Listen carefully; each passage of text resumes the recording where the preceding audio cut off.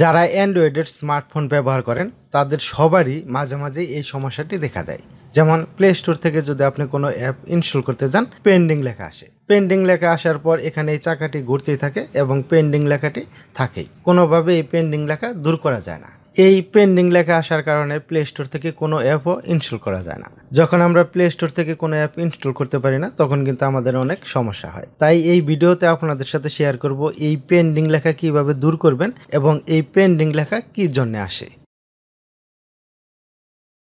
আপনার ফোনে যদি প্লে স্টোর থেকে কোনো অ্যাপ ইনস্টল করার সময় পেন্ডিং লেখা আসে, তাহলে আপনি কি করবেন, আপনার ফোনের সেটিং অপশন চালু করবেন।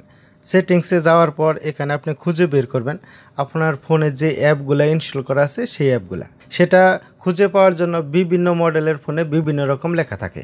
যেমন আমার এখানে লেখা আছে অ্যাপস।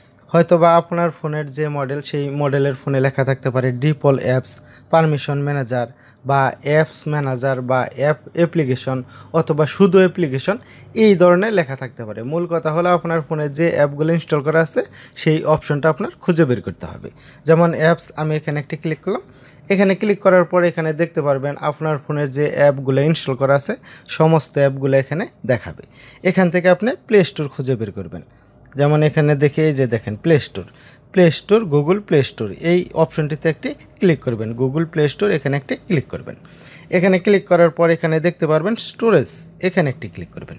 এখানে ক্লিক করার পর এখানে দুইটা অপশন দেখতে পারবেন, যেমন ক্লিয়ার কেস এবং ক্লিয়ার ডাটা। এখান থেকে আপনি ক্লিয়ার কেস এটাতে একটি ক্লিক করবেন। এটাতে ক্লিক করার পর দেখতে পারবেন এটা ক্লিয়ার কেস, এখানে অনেকগুলো এমবি কেটে নেবে। তারপরে কি করবেন, ক্লিয়ার ডাটা এই অপশনটিতে একটি ক্লিক করবেন, তারপরে ওকে করে দেবেন। এই দুইটা অপশন যদি আপনি ওকে করে দেন, মানে এই দুইটা অপশন যদি আপনি ক্লিয়ার করে দেন, তাহলে আপনি যখন প্লে স্টোর থেকে কোনো অ্যাপ ইনস্টল করতে যাবেন তখন আর ওই পেন্ডিং লেখাটা আসবে না। আপনি খুব সহজেই আগের মতো প্লে স্টোর থেকে যে কোনো অ্যাপ ইনস্টল করতে পারবেন।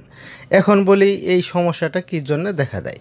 এই সমস্যাটা হলো যে প্লে স্টোর অ্যাপ যে একটা এমবি আছে সেই এমবিটা যখন লোড হয়ে যায়, সেই স্টোরেজটা যখন লোড হয়ে যায় তখন এই লেখাটা আসে। যেমন যে সমস্ত ফোনগুলোতে হয়তো ফোন মেমোরি কম অথবা রম কম, সেই সমস্ত ফোনগুলোতে এই সমস্যাটা খুব তাড়াতাড়ি দেখা দেয়। ফ্রেন্ডস, এই ধরনের নতুন নতুন ভিডিও পাওয়ার জন্য নেটকম এই চ্যানেলটি সাবস্ক্রাইব করে আমাদের সাথেই থাকবেন। আজকের মতো এখানে বিদায়, আল্লাহ হাফেজ।